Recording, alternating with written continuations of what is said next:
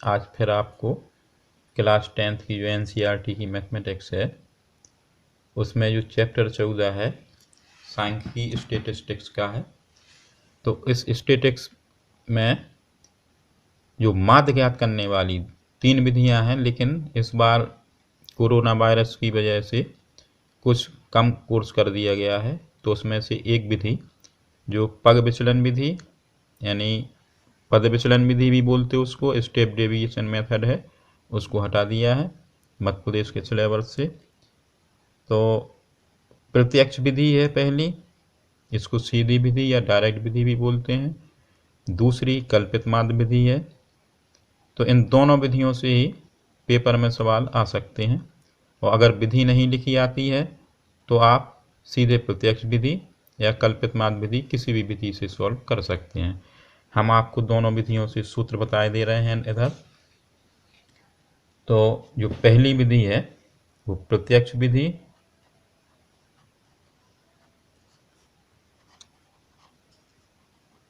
इसी को सीधी विधि भी बोलते हैं,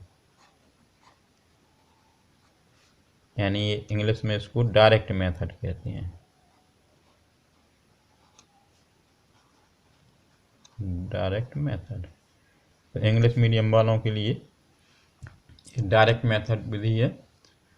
अब इसके बाद इसमें जो सारणी बनती है तो इसका जो सूत्र होता है माध्य ज्ञात करने का, तो माध्य x बार बराबर होता है। तो इसमें सिग्मा एफ एक्स बटे सिग्मा एफ, सिग्मा योग के लिए इस्तेमाल किया गया इधर।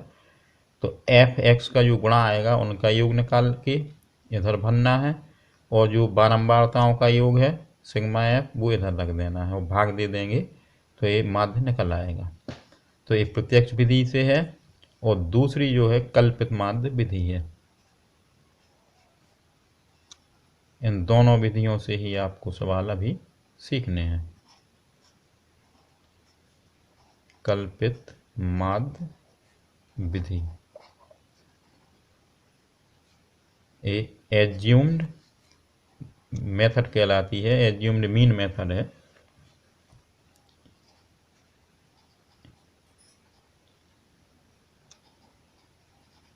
एज्यूम्ड मीन मेथड, तो ये हमने इधर पे लिखा हुआ है इसको। एक प्रत्यक्ष विधि डायरेक्ट विधि है, एक सवाल हम इस विधि से भी बता रहे हैं, और दूसरा है जो एज्यूम्ड मीन मेथड है कल्पित माध्य विधि। तो इन दोनों विधियों का एक एक सवाल अभी हम बता रहे हैं, आप इनको देख लें। तो दोनों विधियों के लिए जो सूत्र इस्तेमाल होगा वो हम इधर लिख रहे हैं। तो ये दूसरी जो विधि है कल्पित माध्य विधि, इससे जो माध्य निकालने का सूत्र है x बार बराबर a plus sigma F D, इतना भी है लेकिन हम इसको एफ डी एक्स लिख देते हैं। तो सिग्मा एफ डी एक्स बटे में सिग्मा एफ, और a जो है ये कल्पित माध्य है, जहाँ a कल्पित माध्य है। इसको हमें जो मध्यमान निकालेंगे, मध्य बिंदु निकलेगा, उसमें से बीच की संख्या मान लेनी है। तो जहाँ a जो है वो कल्पित माध्य है, कल्पित माध्य।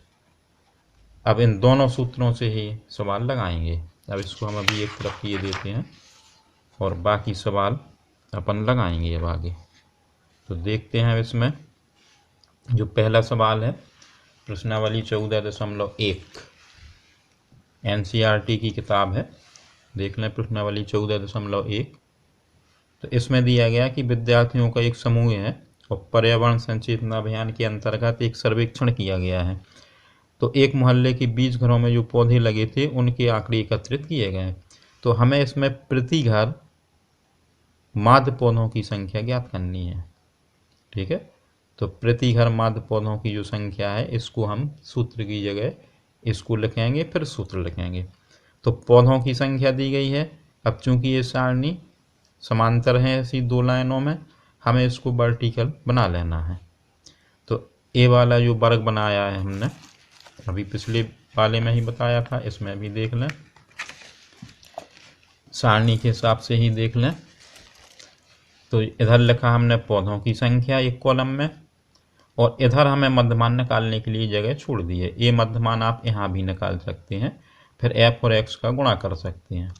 तो इसमें हमने पौधों की संख्या पूरी लिख ली है जो सवाल में दी है। पहला है 0 से 2, फिर 2 से 4, तो इसको दूसरे नंबर पे लिखा है। तीसरे नंबर पे 4 से 6 लिख दिया है, फिर 6 से 8 हो गया है, फिर 8 से 10, और 10 से 12, और 12 से 14। इसी क्रम में हम इनको नीचे लिख दिया है, इसी क्रम से ऐसे नीचे लिखते गए हैं। यही घरों की जो संख्या है उसके लिए भी किया है।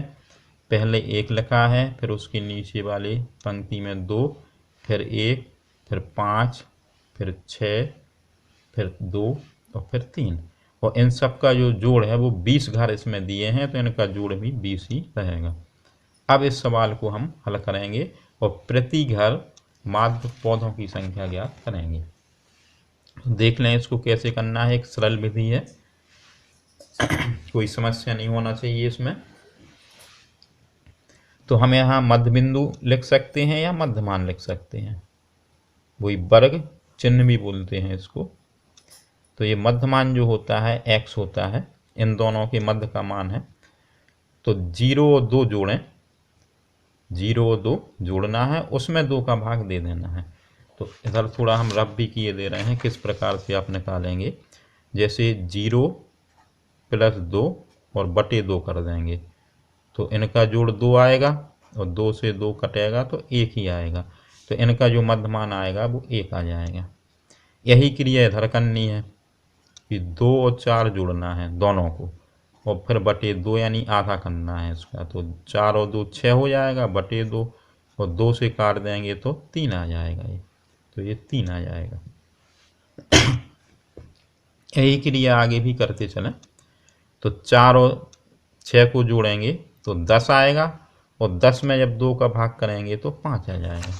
तो इस प्रकार से हम इसको निकालते जा रहे हैं। 8 और 6 जोड़ेंगे तो 14 आएगा, उसका आधा कर देंगे 7 आएगा।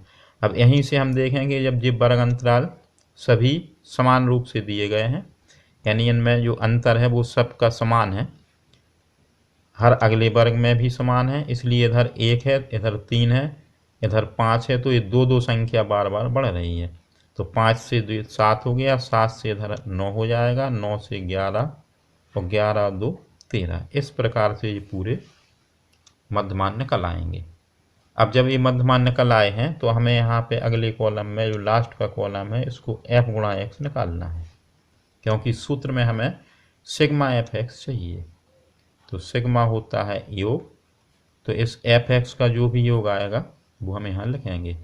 तो अब इधर fx का मतलब है कि f और x का गुणा करना है, जैसे इधर हम लिख दें कि 1 1 का गुणा करना है। इससे आपको लिखने से ध्यान रहेगा कि इनका गुणा होना है, तो 1 ही आएगा। 3 और 2 का गुणा कर देंगे तो 6 आएगा, 5 और 1 का गुणा कर देंगे तो 5 आएगा, 7 और 5 का गुणा कर देंगे तो 35 आ जाएगा, 9 और 6 का गुणा कर देंगे तो 54 आ जाएगा, और 11 का 2 में गुणा कर देंगे तो ये 22 आ जाएगा, और 13 का 3 में गुणा कर देंगे तो ये 39 आ जाएगा। इनको एक क्रम में ज़रूर लिखें जिससे कि इकाई इकाई के अंक जुड़ जाएं, फिर दहाई के जोड़ देंगे तो जोड़ने में समय ज़्यादा नहीं लगेगा। तो इनको जोड़ें तो 6 1 7 5 12 5 17, और इधर 3 20, और 1 21, 22 23, और 9 32, हासिल 3 आएगी। फिर 3 और 3 6, 5 11, 2 13, 3 16, 162 इन सब का योग आ जाएगा। अब हमें वही सूत्र लिखना है जो प्रत्यक्ष विधि में हमने पहले बताया है आपको डायरेक्ट मेथड में।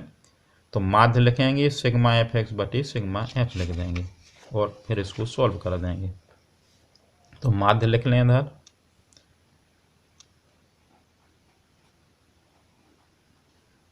x बार होता है, ये सूत्र है कि सिग्मा fx बटे में सिग्मा f।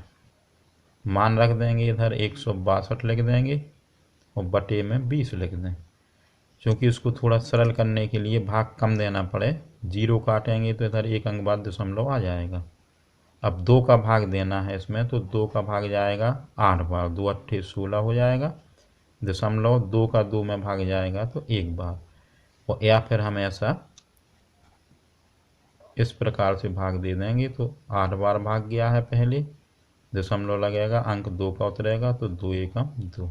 इस प्रकार से भी सॉल्व कर दें तो 8.1 ये पौधे संख्या निकालनी थी, तो इतने पौधे आ गए हैं। तो ये प्रति घर पौधों की माध्य संख्या प्राप्त हो गई है। यानी हम लिख सकते हैं इधर कि प्रति घर पौधों की जो माध्य संख्या है वो 8.1 है। प्रति घर पौधों की माध्य संख्या 8.1 है। हम आपको इसी प्रकार नए और महत्वपूर्ण सवालों की जानकारी अपने YouTube चैनल पर समय समय पर देते रहेंगे। आप हमारे YouTube चैनल को जरूर सब्सक्राइब कीजिए और बेल आइकॉन को पुश करके ऑल पर सेट कर दीजिए। धन्यवाद।